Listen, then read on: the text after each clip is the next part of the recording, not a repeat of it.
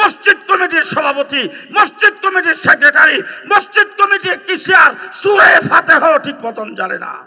আন্দোলনের মধ্যে দফার মধ্যে এটাও শামিল করতে হবে, মসজিদের যিনি সভাপতি হবে, যিনি সেক্রেটারি হবে, ইমামের অনুপস্থিতিতে নামাজ পড়াইতে সক্ষম, ইমামতি করতে সক্ষম এমন ব্যক্তি হইতে হবে। যদি আমার কথা সমর্থন করে থাকেন তাহলে হাত উঠে একবার দেখাইয়া দিবেন। নাসরুম মিনাল্লাহ ফাতহুন কারীব ওয়াবাশশিরিল মুমিনিন। এবার দিন লিখিত হয়ে গেছে, দিন প্রচার হয়ে গেছে সাহাবায়ে কেরামের মাধ্যমে, কমপ্লিট হয়েছে দিন মুহাম্মদুর রাসূলুল্লাহ সাল্লাল্লাহু আলাইহি ওয়াসাল্লামের মাধ্যমে।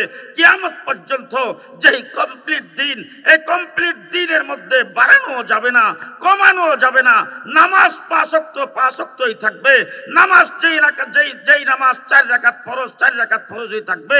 উযুর ফরজ 4 রাকাত, 4টা উযুর ফরজ 4টাই থাকবে। তায়াম্মুমের ফরজ 3টাই থাকবে।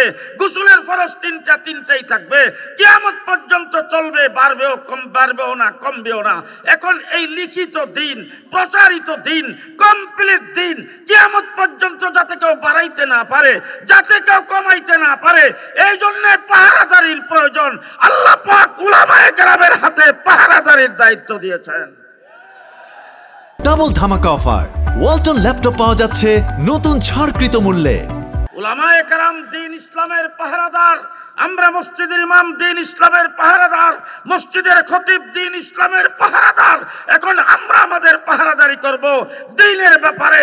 রাজনৈতিকভাবে যদি কেউ দ্বীনের উপর আক্রমণ করে, দ্বীন থেকে কাটছাট করে কিছু বের করতে চায়, দ্বীনের ভিতরে কিছু ঢুকাইতে চায়, আমরা যারা ইমাম, যারা খতিব, মসজিদের মিম্বর থেকে তার পাহারাদারি করব। সাথী ও বন্ধুগণ, শেষ কথা আপনাদের সামনে বলতে চাই। আজকে এখানে 7টা দফা দিয়েছেন, বড় সুন্দর, পরে খুব ভালো লাগলো।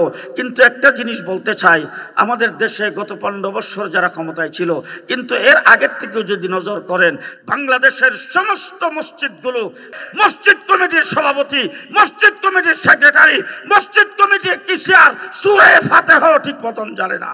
আমি আজকে আপনাদের সামনে পরিষ্কার ভাষায় বলতে চাই, জাতীয় ইমাম সম্মেলন যারা করেছেন, যারা উদ্যোগ দিয়েছেন, আমি আপনাদেরকে ধন্যবাদ জানাই বলতে চাই, আন্দোলনের মধ্যে দফার মধ্যে এটাও শামিল করতে হবে, মসজিদের যিনি সভাপতি হবে, যিনি সেক্রেটারি হবে, ইমামের অনুপস্থিতিতে নামাজ পড়াইতে সক্ষম, ইমামতি করতে সক্ষম এমন ব্যক্তি হইতে হবে। যদি আমার কথা সমর্থন করে থাকেন তাহলে হাত উঠে একবার দেখাইয়া দিবেন। নাসরুম মিনাল্লাহ ফাতহুন কারীব ওয়াবাশশিরিল মুমিনিন। আসসালামু আলাইকুম।